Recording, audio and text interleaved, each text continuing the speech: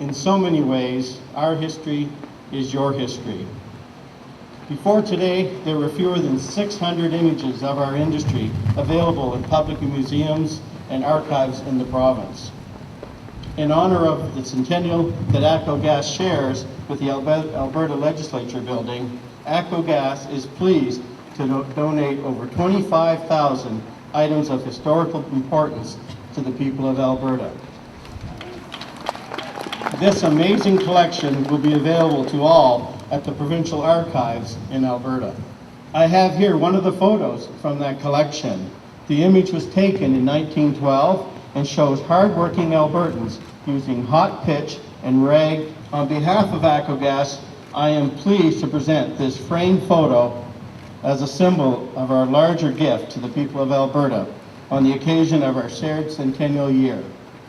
Minister of Alberta Culture, it's wonderful to be here today, and I would like to thank Bill Stevens for the generous gift from ATCO Gas. It's an incredible picture, an amazing birthday present. The Provincial Archives is very committed to acquiring, preserving, and making available records of enduring value that represent Alberta's identity and culture.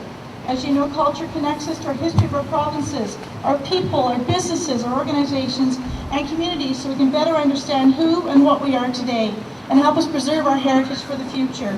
For this reason, ATCO Gas legacy donation of 25,000 photographs, film reels, documents, and records is a gift to all Albertans. This building itself is an excellent example of Beaux-Arts architecture. The south grounds contain archaeology resources associated with historic Fort Edmonton and have long served as a recreational area. Now, just as important is their historic significance, the Legislature building and south grounds are a fixture of both Edmonton's and Alberta's landscape today. Thank you, and good afternoon, everyone, and welcome to this very special day. I would like to recognize the countless people who helped create this great structure, including the visionary architect Alan Merrick Jeffers. His vision is translated into a building that is timeless.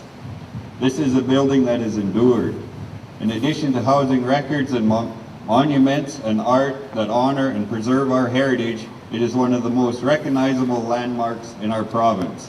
We enjoy its fountains in the summer and Christmas lights in the winter. Alberta's legislature turns 100 years old this year, and I think it looks particularly fantastic when you consider its age.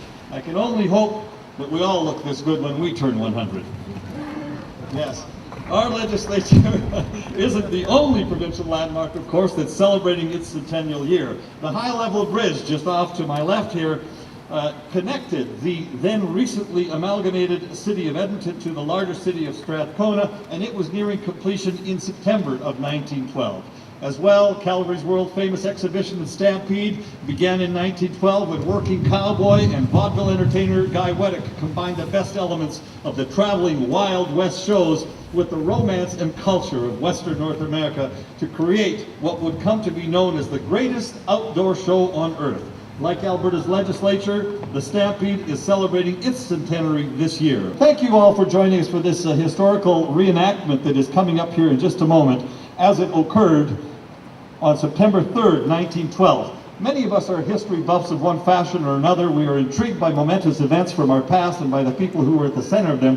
And I hope you find today's reenactment not only entertaining, but also informative. With some luck, it may also provide some insight into the values, the hopes, the dreams, the aspirations of the province and its people around 1912. Today's performance, if I can call it that, is a composite, an amalgam of the legislature's official opening ceremonies that occurred on September 3rd, 1912, with all of the significant historical personalities represented.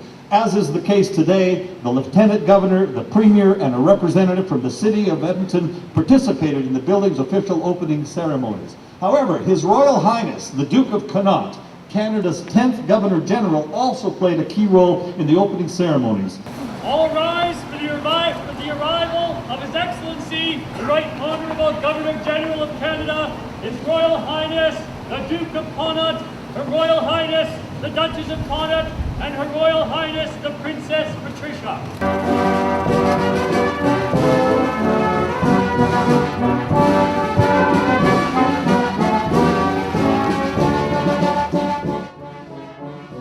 The only Governor General of royal lineage in Canada's history, he was Queen Victoria's 7th child.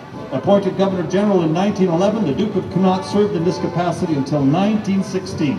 The Duke's presence at our official opening of the legislature, along with his wife, the Duchess of Connaught, daughter Princess Patricia, was a strong show of support from Canada's King and the British Empire. According to the 1911 census of Canada, Canada's population was roughly 7.2 million. Alberta boasted a population of nearly 375,000 people, and the provincial capital of Edmonton had a population of 53,611. We've grown. Most of the modern conveniences Albertans take for granted today, like electricity, natural gas from APCO, thank you, clean drinking water, a modern sewage system, paved roads, were either non-existent or in their infancy 100 years ago.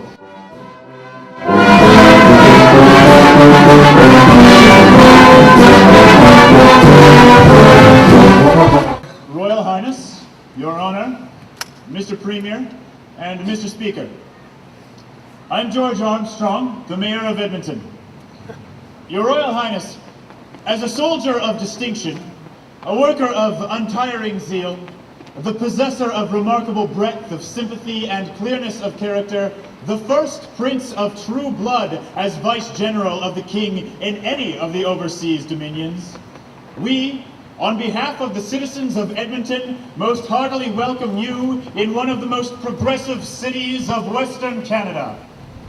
Our citizens realize and appreciate in full that their citizenship is apt, not of Edmonton alone, or of Alberta, or of Canada, but that they are part and parcel of the greatest empire the world has ever known, that they esteem and will ever esteem it a pleasure and privilege to assume any and all responsibilities and cheerfully to discharge all duties incumbent upon us, such far-reaching citizenship. This young nation, mainly agricultural, is but at the threshold of the tremendous possibilities as to production.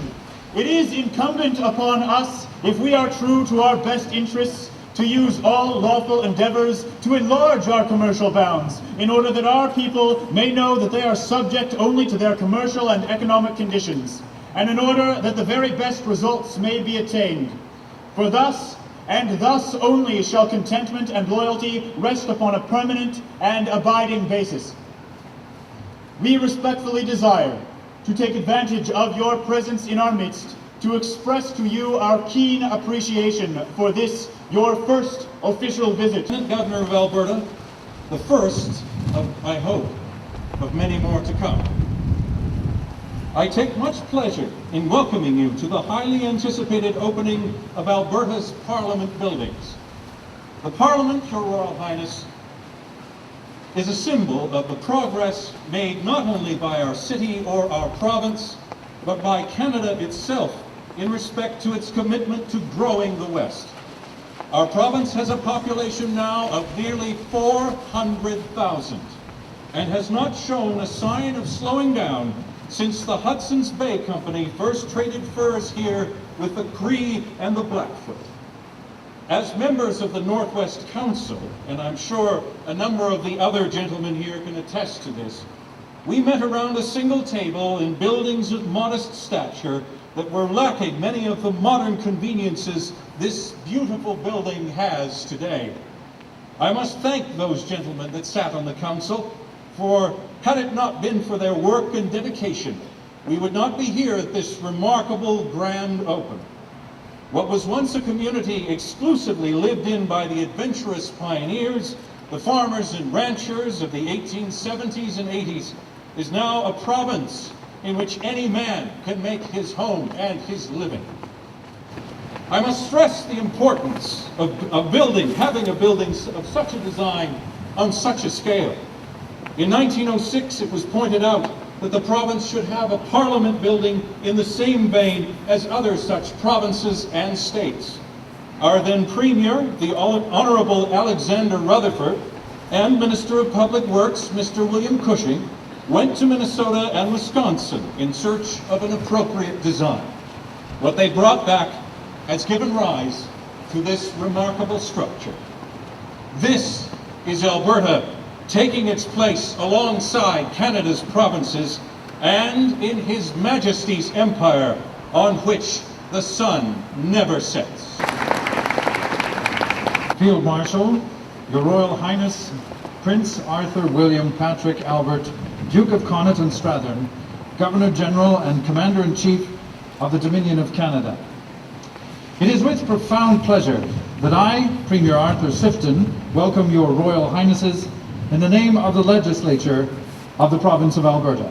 The presence here of so distinguished a member of the family of our gracious King touches the heart of every inhabitant of this province. And that you, sir, have made your visit so opportunely as to do the province the honor of taking part in the opening ceremonies of these buildings gives an added touch of thoughtfulness to your act and an added zest to our welcome. I can assure your Royal Highness that nowhere in the Dominion of Canada, nowhere in the British realm, is to be found a people more sincerely loyal to His Majesty the King than those who are now converting the lands of this province from an expanse of prairie, forest and mountain into one of the richest storehouses of the Empire. From every part of the world, from years, few perhaps in extent, but intense with energy, the peoples have poured themselves into this land. But short indeed is the time before these erstwhile aliens rival in reverence and love for the flag, which is the symbol of our common citizenship, those of us who may be called their elder brethren in allegiance.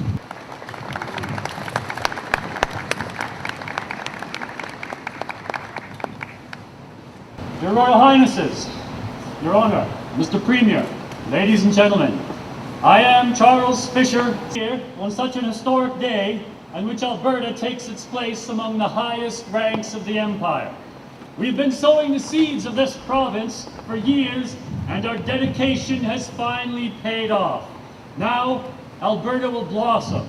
Now, it will truly begin to grow. That is not only made evident by the opening of the beautiful Parliament buildings, but by the completion of our courthouses and construction of the magnificent high-level bridge. Never before has the province witnessed a period of such development and grandeur, and I can only be steadfast in my convictions that this progress will continue. The Parliament is a fine building, and I must pay tribute to our architects, Mr. Jeffers, whose vision and artistry have given the province a symbol of its autonomy and beauty, and Mr. Blakey, who ensured the interior reflects the importance and magnitude of the work which takes place within it. Mr. Jeffers' Beaux-Arts design connects us with the past, with the motherland, and the elegance we shall continue here. The building's materials have come from across Canada, Quebec, British Columbia, and our own Calgary. It reminds us that we have arrived as one province amidst 8 others in a dominion belonging to an empire that stretches around the globe. Ladies and gentlemen, let the bridge be a symbol of our province's tremendous reach, our connection to the cities miles away. Let the courthouse signify that we are a just, fair, and equitable society for anyone choosing to make his life here. And let the Parliament buildings, our legislature, be the beacon to those searching for a better life, and the assurance that democracy is alive and thriving in the western reaches of His Majesty's Empire.